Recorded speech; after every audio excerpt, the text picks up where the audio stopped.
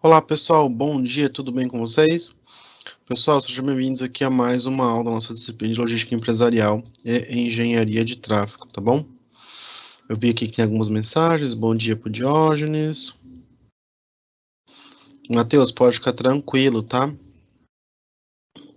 Se você não assistiu às aulas, elas ficam disponíveis, ficam gravadas, ficam disponíveis para você, então não tem problema, tá? Depois você vai lá e acompanha, né, o conteúdo, tá bom? A data da prova dessa disciplina, Matheus, ela não vai ser agora nessa semana, né? Porque essa semana foram aí as provas, as disciplinas híbridas. Aquelas disciplinas são 3 horas aula, caso vocês tenham alguma sim, né? Que elas ocorrem de segunda a sexta. Essa disciplina aqui, a data da prova dela, vai sair ainda, né, para vocês, mas ela vai ser depois que a gente tiver as 12 aulas. Essa semana a gente está na aula 7. Então, essa semana a gente tem aula 7, semana que vem não temos aula, né?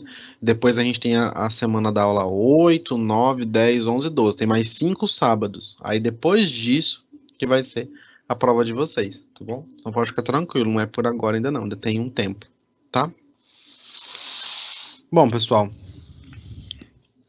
a aula de hoje é uma aula um pouco extensa, porque a gente, né, falou de logística, falou dos sistemas, né, de logística empresarial, que a gente tem logística de aquisição, logística de produção, distribuição, falamos de logística reversa, falamos de como todos esses sistemas se comunicam, né, entre si, por que a gente tem logística empresarial associada com engenharia de tráfego. Falamos os modais de transporte, que sem modais de transporte a gente não vai conseguir implementar sistema logístico nem na empresa, nem em lugar nenhum. Tudo que a gente tem, tudo que a gente faz depende, né, quase que 100% de sistemas de transportes ativos e eficientes, né, atuando ali nessas frentes, tá? Falamos de bastante coisa, tá?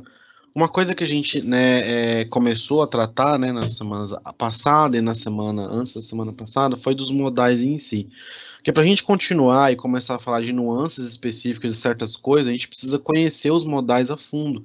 Eu preciso saber exatamente, né, o que cada modal tem de melhor, o que cada modal tem de pior, para eu de fato conseguir afirmar, olha, isso daqui, né, é assim devido a ser do modal tal que tem tal característica. Isso daqui é assim devido a ser do modal tal que tem tal característica. Eu preciso bater o martelo nisso, né? Falando bem aqui grosso, mas eu preciso afirmar isso realmente. Tá? Então, para isso acontecer, a gente teve uma aula do modal rodoviário, teve uma aula do modal ferroviário, que foi a aula passada, e a gente vai ter agora uma aula que vai unir, né, dois modais, porque eles não têm tanta coisa, né? Infelizmente, eles são muito pouco usados no Brasil ainda, dado a matriz, têm percentuais pequenos de uso ainda, então a gente consegue fazer eles juntos, tá? Então, na aula de hoje, deixa eu trocar lá para o slide, porque eu estou tentando pular, mas para vocês eu acho que pulou e para mim está girando, né? A gente vai falar do transporte aéreo e do transporte hidroviário, tá bom? Então, pessoal, às vezes quando eu pular de slide e der um tempinho, uma pausinha, tá? É porque para vocês o slide aparece, mas para mim ele fica ainda uma setinha girando, que eu acho que é uma comunicação entre o PowerPoint e o Teams, né? Que demora um certo segundinho aí, tá? Mas tudo certo. Vamos lá. No Brasil, gente, o transporte aéreo comercial, tá?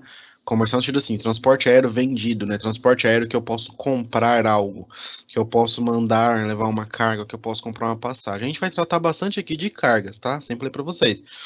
De passageiro, a gente vai falar disso nas aulas aí 8, 9, 10, 11, 12, tá? Até aqui a gente está falando basicamente de cargas, né?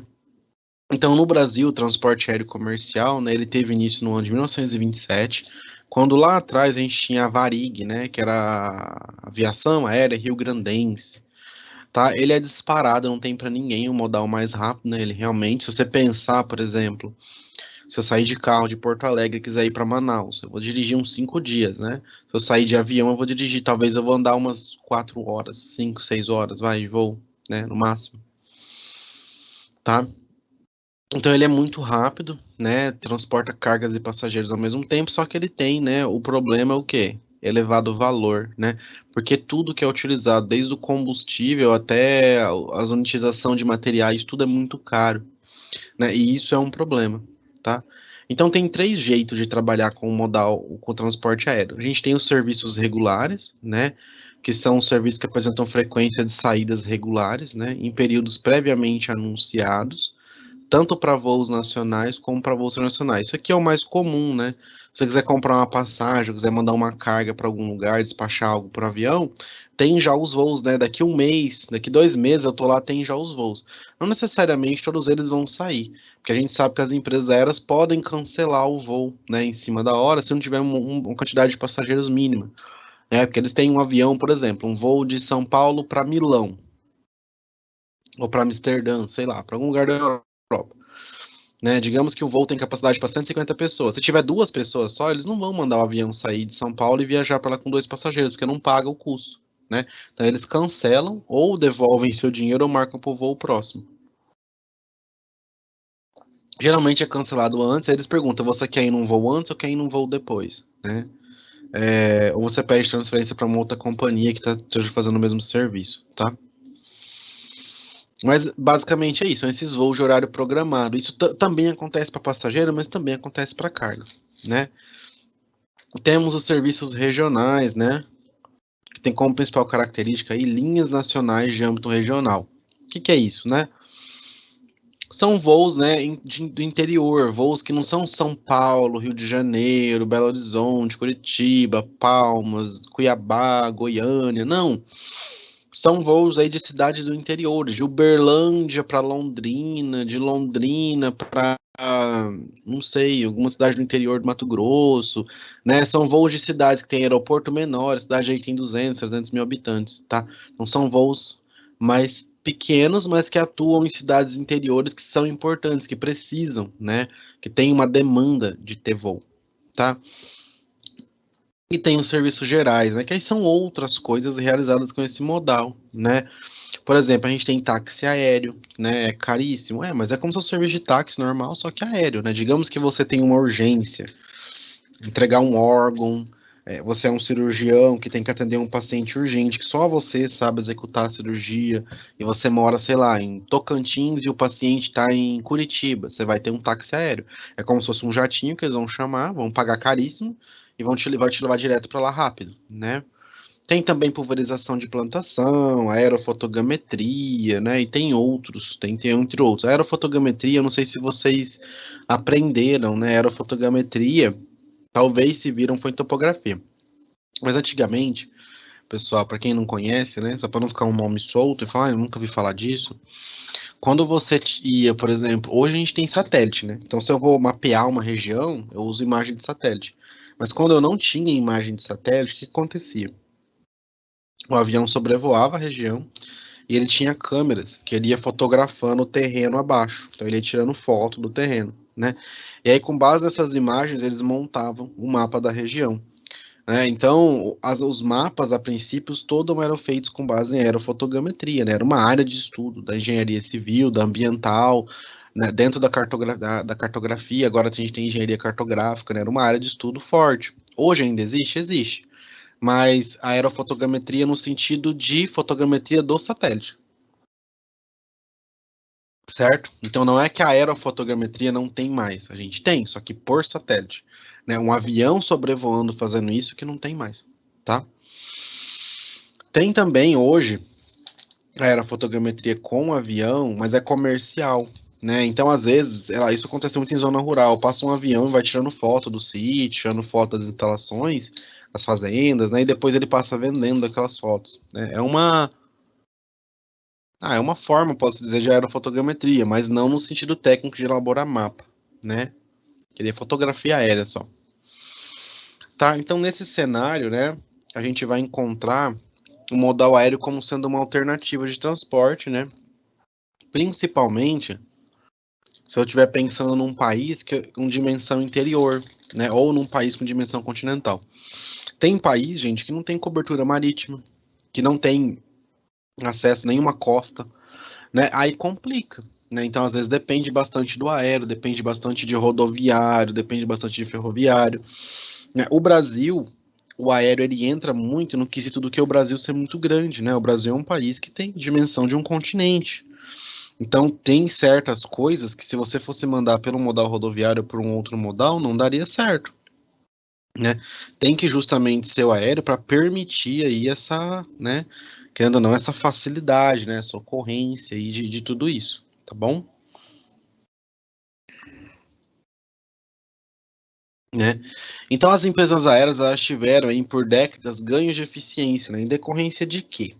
Né? Bom, da evolução tecnológica das aeronaves, então as aeronaves ficaram cada vez maiores, né? Consomem menos, é alto consumo, é alto combustível, é caro, né? Avião, gente, eles usam uma gasolina que na verdade ela é uma querosene, né? Ela é totalmente diferente da que usa em carro, ela tem uma composição muito mais pura, com muito mais poder de queima, né? Emite muito mais quilojoule lá, né, de emissão de calor. Ela é azul. Eu não sei se vocês já viram, tá? Depois mais vocês pesquisam. É uma gasolina, é uma querosene azul. Ela é azul, azul. Azul mesmo. Azul, azul da cor disso aqui, ó. Tá azulzinho. Então a evolução da tecnologia, né, de aeronave, motor, combustível, tá? As empresas começaram cada vez mais a usar melhor os recursos financeiros, começaram a ter parcerias, né? Aumento persistente de produtividade. É um modal que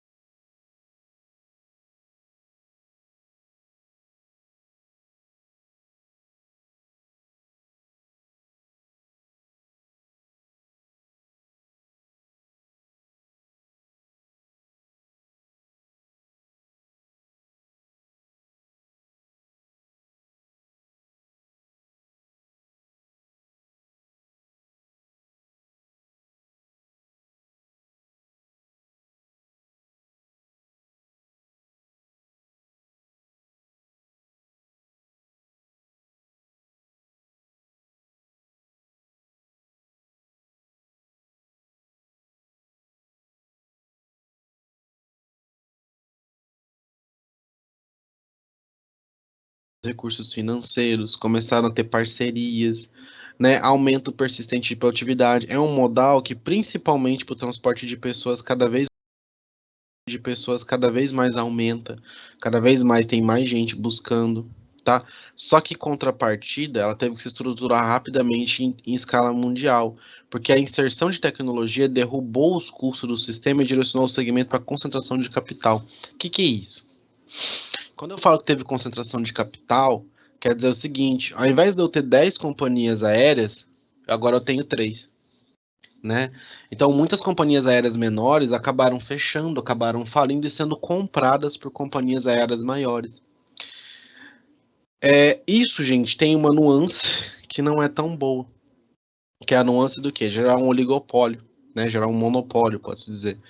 Então, se eu tenho, por exemplo, a que está falando aqui, estima-se que nos Estados Unidos e na Europa sobreviverão em médio prazo 4 ou 5 empresas aéreas com operações internacionais, em conjunto com algumas companhias regionais. Então, para e pensa, né? E o mesmo é acontecendo com o Brasil, com fusões e aquisições e um contexto onde apenas grandes empresas, né, terão condições de sobrevivência. Então, para e pensa aqui, né? Se eu estou numa região onde somente grandes empresas sobrevivem, o que vai acabar acontecendo? Eu vou acabar gerando uma situação que essas empresas têm controle de mercado, né? Então acaba gerando um monopólio. Tanto as condições de serviço como os fretes e os preços são mantidos por essas empresas. Vocês falam, vai custar menos que isso? Não vai custar menos que isso, independente se isso realmente custa aquilo, né? Então é complicado, sabe? Às vezes, né, melhora as condições operacionais, porque vai ter avião com qualidade melhor, pode melhorar algumas coisas, mas ao mesmo tempo pode gerar uma situação, né, de monopólio, tá? Então isso, né, que aconteceu nos Estados Unidos vem acontecendo no Brasil, né? Pequenas empresas não vão ter condições de sobrevivência, tá? Então, com o avanço da globalização, né, essa questão de o mundo inteiro estar interligado e etc., né, a gente começou a ter alguns objetivos, né? Por exemplo, racionalizar os sistemas operacionais para evitar a capacidade ociosa, eliminar a superposição de rotas. Então as empresas começam a tipo, olha, eu ofereço sempre voo São Paulo, Salvador. Às vezes a outra empresa também oferece, mas vocês podem reparar que se você entra no site hoje de pesquisa, você vai ver que tem geralmente duas empresas que oferecem o mesmo voo. Se é uma rota muito movimentada, talvez tenham mais, mas se não, você coloca uma rota menos óbvia, você vê que tem pouca empresa que oferece esses voos. Por quê? Porque se não tem muita gente fazendo essa rota, eles meio que se dividem entre eles. Olha, você oferece essa parte, eu ofereço essa parte, para não ter essa superposição de rota, muita gente trabalhando no mesmo lugar, todo mundo perde, porque vai ter pouco passageiro para todo mundo, né? Redução de custo administrativo é uma coisa que também afeta, né? Porque tem de operação, manutenção, por meio de padronização do sistema de gestão, né? Equipamentos, hoje a gente tem muito mais equipamento de voo, controle de voo automatizado, isso ajuda muito. E maior fluidez no intercâmbio de conhecimento e transferência de tecnologia, né? Entre os fabricantes. Porque, assim, do mesmo jeito que tem feira do automóvel, tá, tem feira de aeronave. Né, que, claro, quem vai são os donos das companhias aéreas, são pessoas muito ricas, né, ou pessoas que têm um interesse em realmente comprar um mega avião. Mas cada vez mais a gente tem um intercâmbio de conhecimento. Os donos das empresas conseguem falar: olha, a gente precisa de aviões com tais características, porque é isso que o cliente está pedindo. E cada vez mais as fábricas, né, produzem aviões, né, personalizados, com características específicas que são pedidas, né? Então, apesar aí desses ganhos expressivos, né, de eficiência, a aviação no Brasil, ela ainda tem custos, né, elevados, custos muito altos, tá? A gente tem uma carga tributária elevada, né, como a gente sempre teve em diversos setores,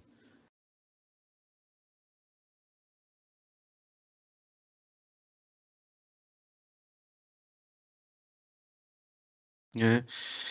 Tarifas de despesas administrativas com controle desnecessário, a gente tem muita burocracia, alto custo de combustível, tá? Então, segundo especialistas da área, né, principalmente Dias, que ele traz bastante coisa de modais no material de vocês, eles falam o seguinte, que além da necessidade de diminuir os custos elevados com algumas coisas, a gente tem que passar por um processo de remodernização, de regulamentação, porque o Brasil é muito burocrático e outros países não são tão. E aí isso acaba gerando uma complicação, porque eu tenho que. O transporte aéreo ele é internacional. Então as regras têm que tá meio que alinhadas e não tá, né? Então o sistema ele precisa de normas mais flexíveis que as atuais, né, para conseguir conciliar essa complexidade, que esse serviço seja voltado ao público com atividade econômica regulada pelas leis de mercado, porque então não tem uma lei que fala, olha, o preço tem que ser X, né? Quem oferece mais barato vende mais. É isso, tá? Então, além da flexibilização das normas, é muito fundamental que a gente consiga revitalizar, né, a maioria dos aeroportos brasileiros que não tem, né, capacidade ainda de acompanhar, pode-se dizer, né, os termos de infraestrutura, o que está acontecendo fora do Brasil. Então a gente tem aeroportos grandes no Brasil? Temos, né? Em São Paulo, tem no Rio, tem em Salvador, tem vários aeroportos grandes no Brasil. Só que se você pegar a infraestrutura que a gente tem aqui e comparar com a infraestrutura de outros países, a gente está muito atrás ainda, né? Os aeroportos grandes do Brasil são aeroportos do interior de países desenvolvidos. Entende? Né? Por exemplo, o Antonov, né, 225 é o maior avião de carga, né, um dos maiores do mundo, né? Não sei se ele é o maior ainda, porque cada vez isso vai superando. Mas ele não consegue pousar na maioria dos aeroportos do Brasil, porque eu não tenho pista com comprimento suficiente, entende? Então precisa ter esse cuidado, né? Tem vários modelos de aeronaves e diversos fabricantes, né? Mas com relação à configuração, utilização dos aviões, são classificados em três tipos. A gente tem um avião ao cargo, né? Eu vou falar dois e o terceiro é óbvio, tá? O ao cargo, full cargo, o que que isso quer dizer? Completamente cheio de carga, né? Então, são aeronaves específicas e configuradas para quê? Né? Para apenas transportar carga, não transporta passageiro. Então tem várias configurações, tem uns que abrem assim a ponta, os um entra a carga aqui pelo meio, é só cargueiro, tá? Tem também o Kombi, que é um dos que está sendo mais usados, né? São mistas, então são aeronaves que levam tanto carga quanto passageiro, né? Então eu levo as duas coisas. Então se eu vou com carga, eu posso voltar com passageiro, ou vice-versa, eu posso ir com os dois, voltar com os dois, mas isso ajuda. O avião é multifuncional. Ah, eu vi que tem um comentário aqui. Ah, tá, bom dia. Bom dia, Jaqueline. Tá, e a gente tem também, depois do B, o C, que é o Full Pack. C que é Full Pack, é só pessoas. Tá, então eu tenho três opções. Ou só carga, passageiro e carga, ou só pessoas. Tá? Então a capacidade de carga de uma aeronave, ela depende muito do seu tamanho, potência, configuração, mas geralmente ela não é tão grande quanto nem chega perto, né, dos caminhões, dos trens, dos navios. Ela é menor. Então por isso que o transporte aéreo ele é caro e ele precisa ter cargas específicas para transportar. Não é qualquer coisa que você vai mandar de transporte aéreo, porque é muito caro, né?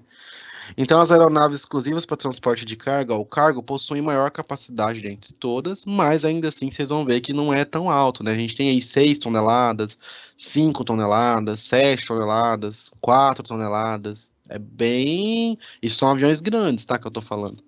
Não tem um avião que vai transportar 40 toneladas, 50 toneladas. Não, é muito menos, tá? Então, quais são os aspectos positivos, né? Eficaz para transporte de amostra, coisas que são, né, da área da saúde, que eu preciso de rapidez, segurança. Ideal para transporte de que necessita urgência. Documentos emitidos com maior rapidez, que eu posso emitir antes, né, pelo sistema, só que ao mesmo tempo as empresas aéreas sofrem muito com burocracia. A maioria dos aeroportos estão localizados perto de centros industriais. Então, geralmente, cidades de médio porte que tem aeroporto, então, geralmente está perto de local industrial. Ele auxilia na redução de estoque, né? As empresas que utilizam o sistema just-in-time, né? Que é igual, por exemplo, a Amazon, né? Que é a empresa que vende e tem que entregar em 2 dias úteis, né? Apresenta maior competitividade do vendedor, porque a entrega rápida é um bom argumento de vendas, né? E o seguro dos materiais é em média 30% menor que o seguro utilizado pelo transporte marítimo, então é mais barato, tá? Só que ele tem também alguns aspectos negativos, né? Tarifa é muito mais cara. Capacidade de carga menor, né, que marítimo, ferroviário e rodoviário, impossibilidade de transportar cargas a granel, tem que ser tudo unitizado, né, e a infraestrutura exige custos maiores do que a estrutura de outros modais, tá, então é caro, tá, o aeroporto não é barato. Tem muita restrição para artigo considerado perigoso, né, elevado consumo de combustível e dependência elevada, né, de condição atmosférica. A gente viu que se você não tiver um clima bom, você não vai. Então, no Brasil, comparando aqui o nacional com o internacional, né, a participação do modal aéreo de cargas, a gente olha bem, hein? Ela gera de 1 a 2%, né? Ela corresponde de 1 a 2% do que é transportado, e ela, ao mesmo tempo, atinge uma participação de 25% nos custos. Vocês entendem que 25% do dinheiro que roda, né, de todos os transportes de carga do Brasil, são do modal aéreo, só que ela só corresponde a 1%. Então, isso mostra o quão caro isso é, né? Então, quando eu penso em cargas one way, né, carga que só vai, a gente pensa muito no modelo Kombi, né, porque se eu vou com carga, eu posso voltar com passageiro, eu posso voltar com outra carga.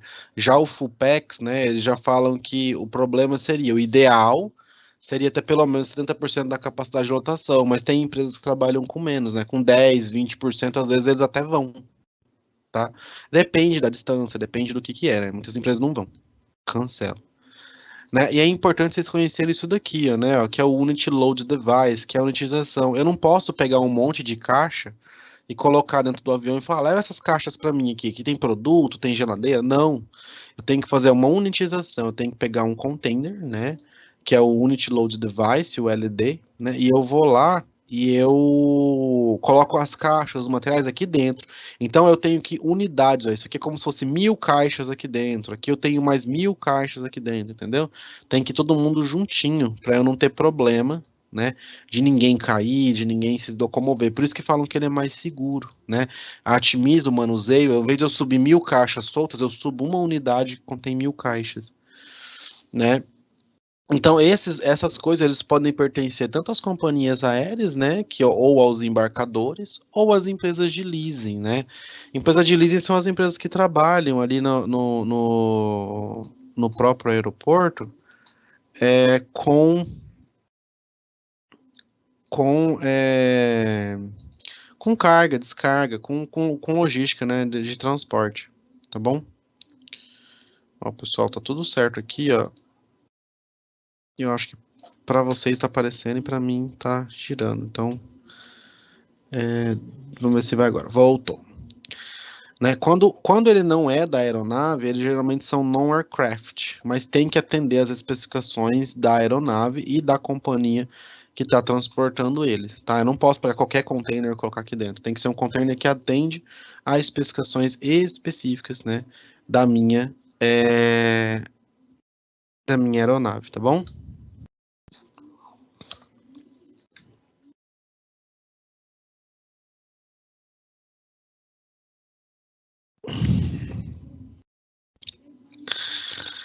Antônio, tem vários motivos. Um deles, né, a gente especulando, tá? A grosso modo, poderia dizer que sim, né? Porque o Antônio mandou assim, ó, essa burocracia seria para limitar a competitividade entre as empresas e alavancar o monopólio e poder de abrangência de ganho de grandes empresas? Às vezes sim, né? Porque grandes empresas conseguem lidar muito bem com isso. Mas uma empresa pequena, ela não tem um suporte tão grande para lidar com coisas tão complexas como é, né? E ao mesmo tempo, né, a gente sabe que o Brasil tudo é muito burocrático, a gente não tem sistemas implementados para fazer as coisas funcionar de maneira fluida, né? Tudo depende de mil notas, depende de mil liberações, de etc e tal. Para gerar, né, vocês sabem, né, que é a lei, né? Quanto mais burocracia se gera, mais taxas, mais impostos e mais qualquer tipo de pagamento, de cobrança acaba sendo envolvido, né? Quanto mais etapas eu começo a criar, é aquela coisa assim, ó, digamos que você precisa passar pano na sua casa. E aí, se você pega o seu rodo, o seu pano, o seu produto de limpeza e passa, pronto, você fez esse trabalho. Você poderia falar assim: olha, eu preciso de alguém que me venda água para eu encher o balde, eu preciso de alguém que me venda o balde, eu preciso de alguém que me venda o produto, eu preciso de alguém que me venda o pano, alguém que me venda o rodo. Aí você pega 5 pessoas diferentes. Agora eu preciso de alguém que vá lá e coloque o pano, e uma pessoa que depois vá lá e passe o pano no chão, e um terceiro para averiguar se eu passei certo. Né? Então, quando eu começo a burocratizar, criar muito detalhe para uma coisa que às vezes é simples, eu começo a gerar muitas partes, e cada uma dessas partes vai acabar cobrando uma coisa, e é isso que encarece. Né? Eu começo a gerar muitos órgãos envolvidos. Claro que não pode deixar também transportar o que quiser, o transporte aéreo é perigoso. A gente já teve problemas aí com, né, atentado terrorista, todo esse tipo de coisa. Mas a ideia é desburocratizar e acompanhar o que acontece no exterior, tá bom? Vamos para o hidroviário, né? Que é o último e não menos importante, tá? Um dos mais importantes. É só por ordem mesmo que ele acabou sendo o último, né? Então, o hidroviário, né? Ele é considerado o transporte aquaviário, né? É o que transporta cargas aonde? Ou no mar, né? Ou em rios, ou em lagos. Se for no mar, chama marítimo. Se for em rio, é fluvial. Como tudo que é de rio é fluvial. E se for em lago, é lacustre, né? Que é em lagos. E a gente vê navios, né? Com esse porte aqui, né? A capacidade de carga desse modal, eu já vou adiantar antes de eu falar lá das vantagens e desvantagens, tá? A capacidade de carga desse modal, gente, ela é absurda, tá? Não existe nenhum outro modal que chegue nem perto da capacidade de carga dele, né? A gente tem navios que transportam aí 20 mil containers, 17 mil containers. É muita carga, é muito grande, né? Então, assim, a capacidade de carga dele é absurda, tá? Não tem como comparar com nenhum outro modal, assim, é exponencialmente maior, tá? Então, essas movimentações podem acontecer em mares, rios e lagos, como eu falei, né? No caso específico, né, a gente tem uma subdivisão. Quando eu estou no mar, a gente tem, por exemplo, a navegação de cabotagem. Então, ela é marítima. Só que ela é quando eu saio, por exemplo, do Porto de Paranaguá, eu vou para o Porto de Santos. Do Porto de Santos, eu vou para o Porto de Vitória. Do Porto de Vitória, eu vou para o Porto de algum outro porto. Eu tenho que trabalhar no Porto do Rio de Janeiro. Eu vou trabalhar sempre nos mesmos portos do mesmo país. Quando eu estou trabalhando a longo curso, aí sim eu estou falando, né, de navegação marítima a longo curso. Eu saí do Brasil e fui para a Europa. Saí do Brasil e fui para a Argentina, que seja, mas eu fui para um outro país, certo? Aí sim é diferente, tá? E isso tudo, gente, né, aqui já é um pouco mais organizado, né? No modal hidroviário, a gente tem uma organização, a gente tem a International Marine Organization, que é a IMO, né? Imagina o seguinte, todo país, né, que é democrático, ele tem uma constituição. Todo país que é, né, tem uma constituição. A constituição é a lei mor. Se eu faço uma lei federal, ela tem que respeitar a Constituição. Se eu faço uma lei estadual, ela tem que respeitar a lei federal, que tem que respeitar a Constituição. Então, de todos os casos, todas as leis que estão abaixo da Constituição têm que ser constitucionais, elas têm que respeitar a Constituição. Então, a IMO, ela faz isso, né? Ela cria uma legislação geral sobre o transporte marítimo, e aí os países podem criar suas leis, desde que respeitem a IMO. Então isso fica mais fácil, isso gera um pouco menos de burocracia, porque cada um ia começar a trabalhar de um jeito, isso ia complicar muito. Esse transporte é quase que todo internacional. Então é muito importante, né, essa unificação, para ficar muito mais nítido, né, como que as coisas têm que funcionar. E ainda assim o Brasil tem diversos órgãos, todos diferentes, cada um tem uma função, não tem um órgão transporte, tem secções. A gente vai ver agora, tá? Então é a OMI, né, que promove a cooperação entre os governos, né, no que se refere a questões técnicas relacionadas com o transporte marítimo internacional. No Brasil, ele é regulado por órgãos governamentais, né, e federais, tá? Então a gente tem o Ministério dos Transportes, claro, né, que ele é o responsável por todos os transportes, por todos os modais. Depois disso, a gente tem uma autarquia, igual tem o DENIT, a gente tem, por exemplo, a Agência Nacional de Transportes Aquaviário, que é a ANTAQ, né, que é uma entidade reguladora integrada ao Ministério dos Transportes, né, que tem o objetivo de regular, supervisionar e executar a política de transportes aquaviários no Brasil, tá? Então, a ANTAQ, ela é uma agência que vai fazer regras, vai fazer leis, e ela é vinculada ao Ministério dos Transportes, ela é uma autarquia, certo? Tem a Secretaria Especial de Portos, que ela foi criada em 2007, né? Para quê?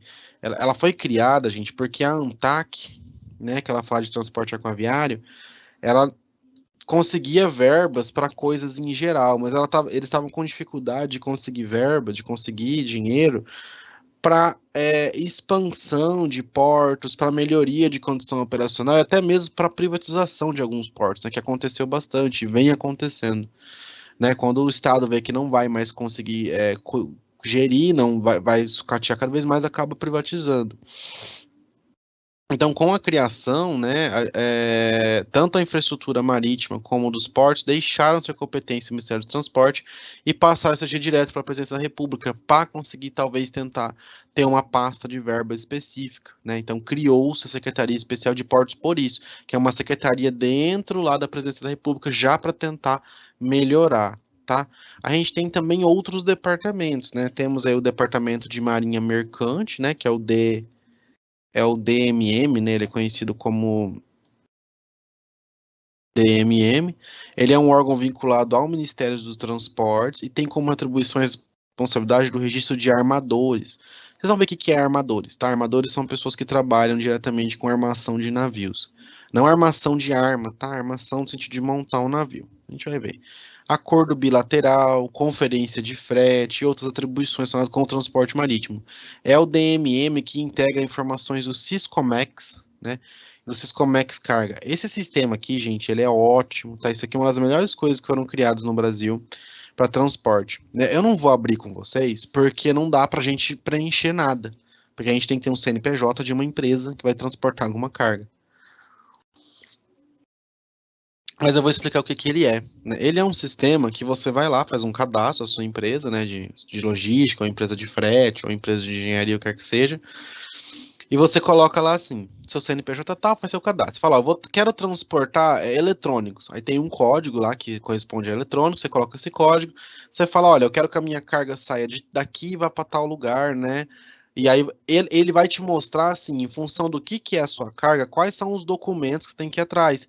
Só que ele deixa um link, quando você clica no documento que você precisa, ele já vai diretamente para o site do órgão específico que você tem que tirar esse documento e já providencia a emissão para você. Então ele auxilia com que isso seja um pouco mais rápido, um pouco menos burocrático. Por quê? Né, eu falei de eletrônico, eletrônico é fácil. Se eu for transportar animais, de quem que eu preciso liberação? Quais são os órgãos? É um monte de coisa. Vou transportar carne, vou transportar algum agente biológico, como que faz? Produto químico, pesado, e aí? Né? Então precisa ter esse cuidado, tá? Então isso ajuda muito a simplificar, né?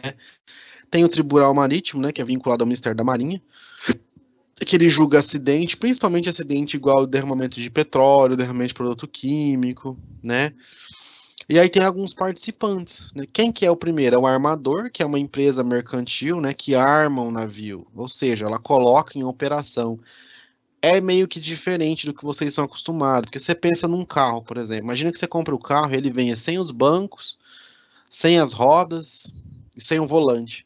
E aí eu tenho que contratar alguém que vai colocar a roda, o banco, o volante. Mas no sentido aqui é colocar quais equipamentos ele vai ter que ter, o que que ele vai transportar, vai ser granel, vai ser container, né? Ele vai meio que deixar tudo ajeitado. O armador pode ser dono, pode ser locatário, pode locar o navio e armar para utilizar de alguma forma, né? E pode ter também, por exemplo, um operador, que é uma empresa que opera um navio armado, comprado ou alugado. Então eu posso alugar um navio, armar ele, deixar ele pronto para trabalho e depois alugar ele para alguém trabalhar.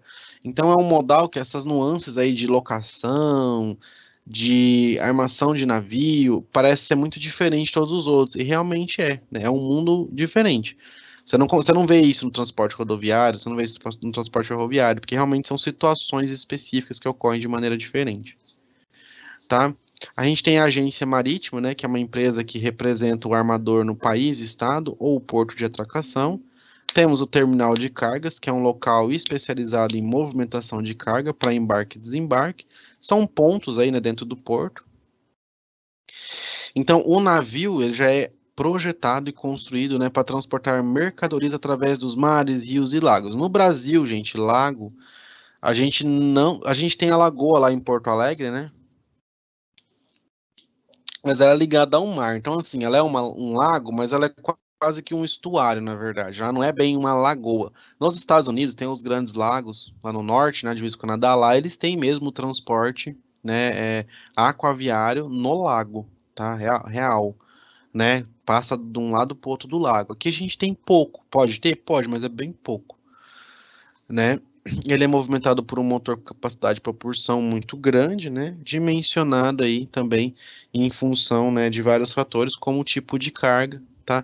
E a gente tem algumas classificações. Vou falar todas? Não dá para falar todas. Tem outros navios específicos, tem um monte de coisa. Vocês precisam conhecer o geral, né? Entender que a gente tem tipos de navios diferentes e como a gente viu que a gente tem tipos de caminhões diferentes, né? E os tipos de aviões. Bom, o navio cargueiro, que é o mais comum, eu acho que um dos maiores, né, que é o que transporta cargas em geral, vai container, vai tudo que você precisar. Pode pallet, pode tudo aí em cima, né? Tem os navios roll-on, roll-off ou roll-roll, né, que é um navio específico para transporte de veículos, né? Então o que acontece nesse navio, né? Os veículos eles sobem no navio, né, dirigindo e desce dirigindo. Isso aí acontece muito assim, empresas que vão exportar muito veículo de um país para o outro, coisa desse gênero, né? Isso com caminhão, com moto, com trator. No Brasil, para a gente ter bastante indústria automobilística aqui, né? Vem pouco carro assim, mas tem certos países que não tem nenhuma indústria automobilística, né? Isso parece que, por mais que aqui só acontece isso se eu comprar um carro importado, mais caro, etc e tal. Mas tem lugares que não. Que qualquer carro que eu for comprar vai ser assim. Vai ser chegar de navio, né? Tem os navios multipropósito, geralmente são navios militares, né? Que são navios projetados para oferecer flexibilidade de diversos tipos de serviço. Aqui eu tenho um heliponto, eu tenho um sistema de satélite, eu tenho aqui um local para eu lançar uma outra embarcação no mar de dentro dessa. Eu tenho várias funções, né? São diversos tipos de serviço. Tem o graneleiro, né, que é um navio que tem um custo operacional reduzido, né, é destinado apenas ao transporte de granel sólido, então soja, minério, né, é muito grande também esses daí. Tem o navio frigorífico, né, que são navios equipados aí com refrigeração, né. Ah, vou transportar carne do Brasil para a China, vou transportar não sei, qualquer coisa que eu for transportar no sentido de que esse material, essa coisa, né, ela tem que ser mantida em condições refrigeradas, eu vou acabar usando o navio frigorífico, tá?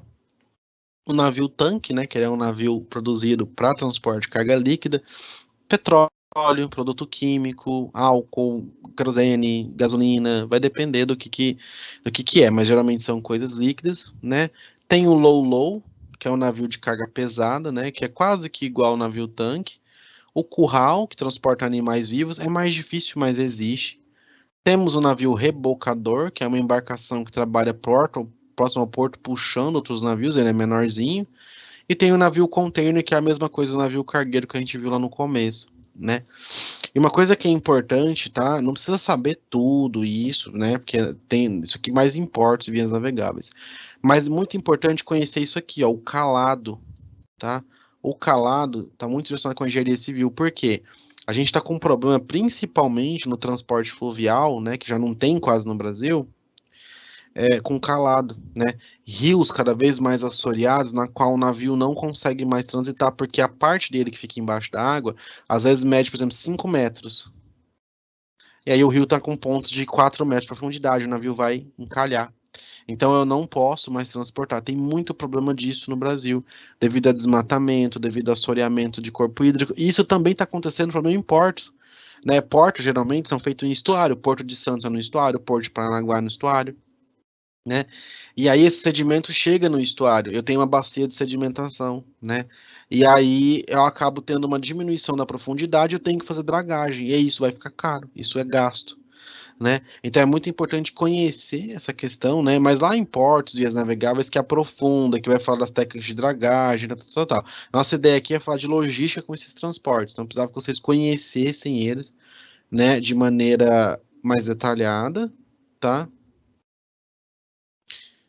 Mais detalhada para vocês entenderem, né, as nuances de tudo isso. Oi, Antônio, tudo bem?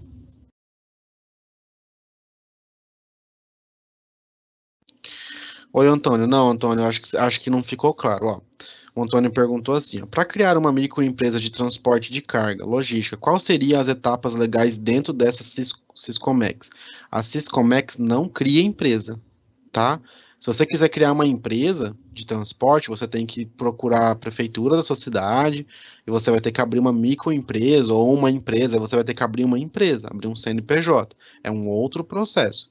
Tá, então abrir uma empresa, vou abrir uma MEI, né, no caso. A MEI geralmente tem o portal do microempreendedor, tem um site que você entra e lá você abre sua MEI, e depois você tem que ir na prefeitura, registrar essa empresa, pedir um alvará de funcionamento, etc e tal. É um outro processo. O Siscomex é um processo na qual você pega a sua empresa que trabalha com logística, joga lá o tipo de carga, joga lá de que país você quer ir, e em função da burocracia do país A e do país B, eles mostram todos os documentos que serão necessários para que você despache essa carga. E automaticamente eu já clico no documento, ele já vai para o órgão do país ou do meu país para eu preencher, entendeu? E aí já resolve, desburocratiza. Porque imagina, se você vai mandar leite para a Itália. Aí lá na Itália tem um documento que pede a origem de dos animais. Você nem sabe como que você vai achar isso lá na Itália, como que órgão da Itália que eu tenho que fazer isso, né? Então lá já coloco lá, já aparece, vai direto pro link lá da Itália do documento que eu tenho que preencher. Então já me ajuda, né? Facilita.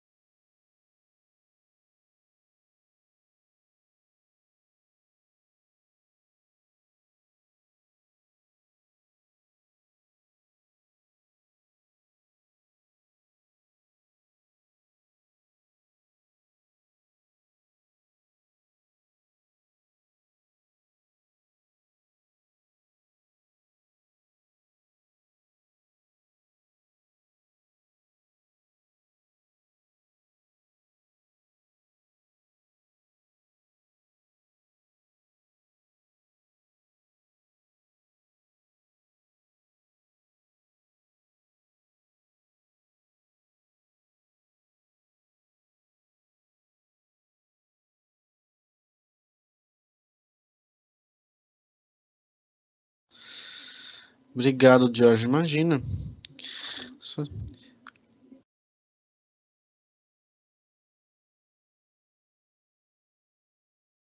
Tudo tranquilo, gente? Nenhuma dúvida mesmo? Eu tô aqui, tá? Caso queiram conversar, queiram perguntar, pode ficar à vontade. Eu sempre deixo os minutos finais já para isso, tá?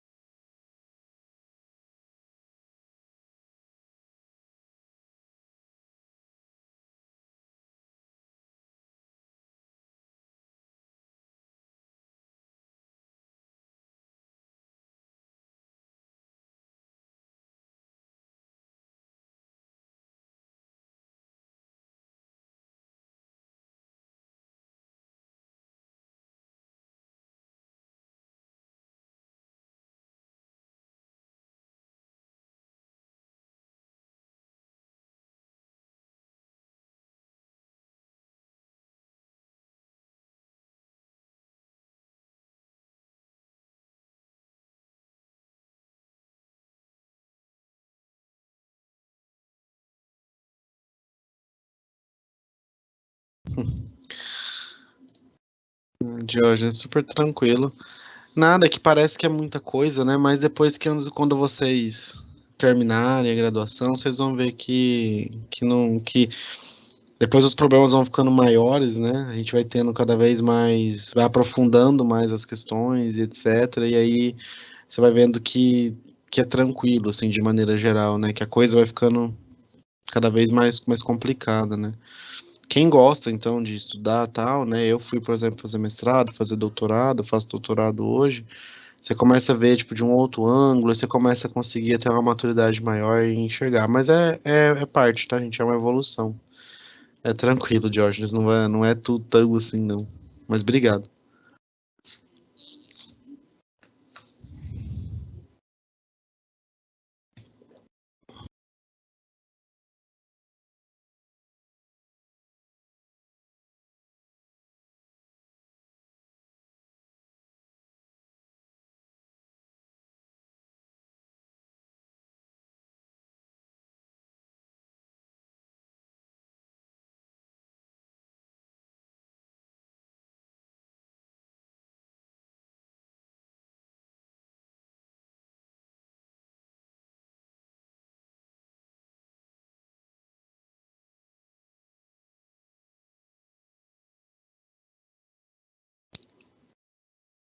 Nossa, Antônio, complicado, hein? Não sei se eu teria coragem, não pela empresa, né? Porque aí você teria que pensar em ter uma parceria, né, com... Porque ele perguntou se abrir uma empresa, né, de transporte de toda a burocracia. A burocracia não tem jeito, né? Burocracia no Brasil, se você for fazer uma MEI para qualquer coisa, vai ter burocracia. Então, a burocracia ela vai fazer parte. Eu acho que o mais complexo aí não é a burocracia, vai ser você encontrar um parceiro, né, ou uma empresa, pode-se dizer, ou talvez no porto ter alguém que vá te auxiliar em questão de infraestrutura, porque igual a gente falou no começo, né? Você vai ter que pensar em ter veículo, se você vai alugar esse veículo, você vai se associar com alguma outra empresa que tem um veículo. Eu acho que a questão mais é ter de condições de ter infraestrutura necessária, né? Que eu não teria. Mas se a pessoa tem condições, né? Dependendo do nicho e da área que for, é uma área em extrema expansão, né? Cada vez mais a gente tem que ter coisas mais. A gente falou disso no começo da disciplina, né? Cada vez mais ter coisas mais rápidas que chegam, eu quero que entrega rápido, tem que ser rápido, tem que ser rápido, tem que ser rápido.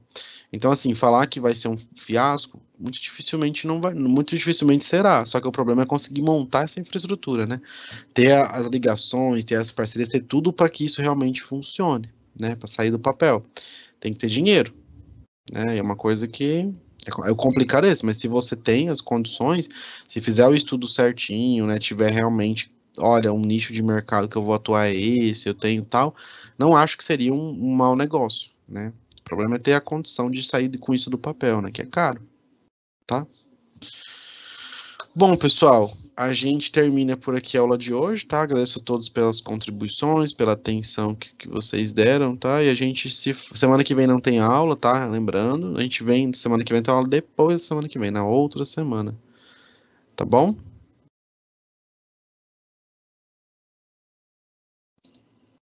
Deixa eu só ver aqui se chegou alguma coisa. Tá, então a gente encerra por aqui a aula de hoje. Pessoal, se cuidem, tá bom? E até a próxima. Tchau, tchau.